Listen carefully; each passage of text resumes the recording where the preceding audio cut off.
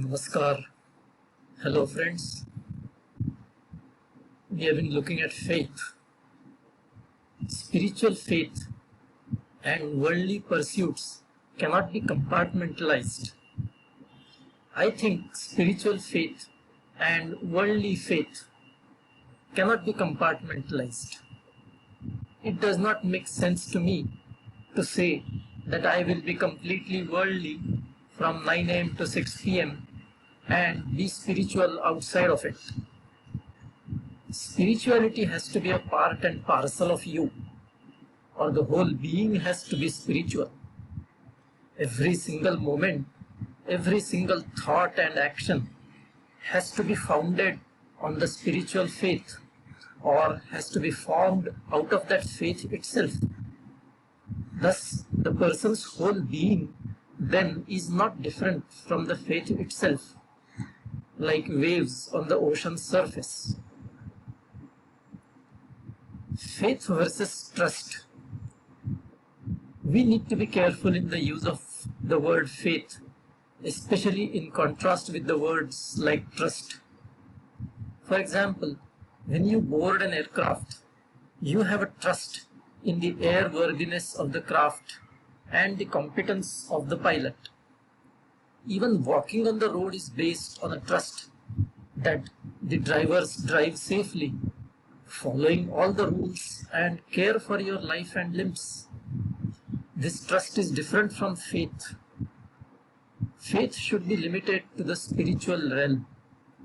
Then confusion can be minimized. Spiritual faith is divine given.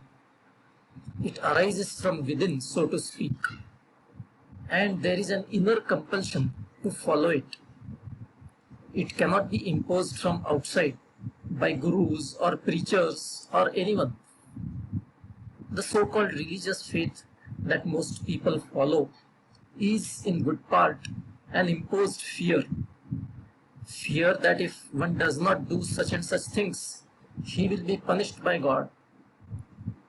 So while this may be the stick, the carrot that is held up is in the form of materialistic goodies that the Almighty God will give you if you follow the religious faith. Most people having worldly interests paramount in their lives do fall for such carrot and stick dogma ascribed to an invisible Almighty God. True spiritual faith may be regarded as blind by those without that faith, since it cannot be rationalized or justified, nor can any tangible destination of the journey of faith be shown. But yet, it is positive rather than negative. One having such a faith does indeed believe that the path is worth pursuing, with something much better, though undefined, emerging at the end. It is self-propelled and self-sustaining, and it does not require external stimulants or encouragements. On a slightly different track, spiritual faith may, in some cases, be filling the vacuum created by declining worldly interests. As one starts seeing the futility of running after worldly objectives more and more, a spiritual faith starts getting established. Though it may not have a tangible or demonstrable destination, pursuit of spiritual faith is more like a pleasant journey rather than an attempt to reach some clearly visible destination. Now we'll look at another concept, namely living in the present. Live in the present is one of the golden exhortations to a spiritual seeker. Admittedly, it is quite difficult to comprehend. Many people wonder about its practicality. They ask, how is it possible to live in the present without worrying about past or future? Isn't our life a phenomenon stretching over time? So, isn't past and future relevant to what we do in the present moment? And yes, these are very valid questions. However, I like to look at it differently. First and foremost, living in the present is not a momentous happening. You don't achieve it in one fine moment as if by throwing a switch on. It's a learning process, a process by which one gradually progresses on the spiritual path towards self-realization. And at that ultimate point, when one loses his limited self and attains the universal self, true and complete living in the present moment will be naturally happening. So how does the process progress for an ordinary spiritual seeker? For such a seeker, living in the present does not preclude all considerations of future. At a given moment, some thought of the future may come to our mind, especially since we are still living in a normal world among normal people. And even though we may be spiritual seekers, we still retain a good amount of normalcy. However, the way of looking at that is to consider the thought of future as a present activity. What we should be conscious about, though, is that the thinking about the future is not overdone. That is, it should not amount to trying to cross the bridge before reaching it. Thus, to the extent as a worldly being we are likely to have future goals, we will inevitably find ourselves thinking about future. But let that thinking be, as far as possible, in the nature of planning the course of action for the immediate future as may be necessary, but not much more than that.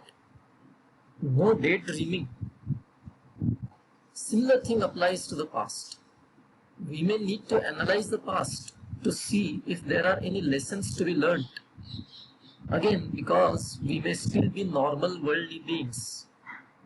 But again, we should not overdo it, because many times we tend to try and re-engineer the past in our imagination, as if we have a time machine and we can go back and change the past. No, pick the lesson from the past quickly and get back to the present. As one makes progress, such moments of living in the present will go on increasing until finally it becomes a natural way of living 24/7. We know that a coin has to have two sides. There can be no coin with only one side.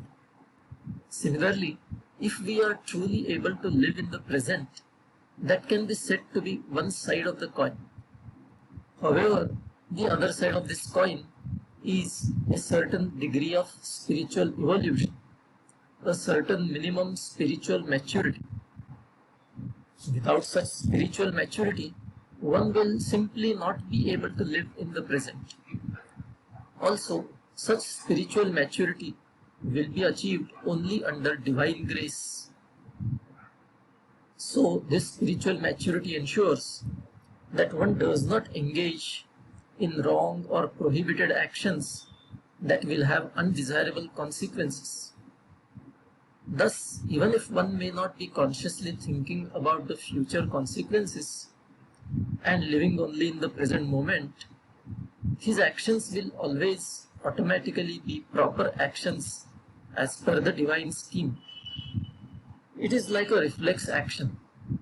When we unknowingly touch a hot object, our hand gets withdrawn in a flash, even without the brain or mind doing anything consciously. Likewise, a seeker who has attained a spiritual maturity will engage only in the right actions, even without consciously thinking about the action or its consequences. Moreover, with a spiritual attitude, one is never worried about the future, nor does he ever rue the past.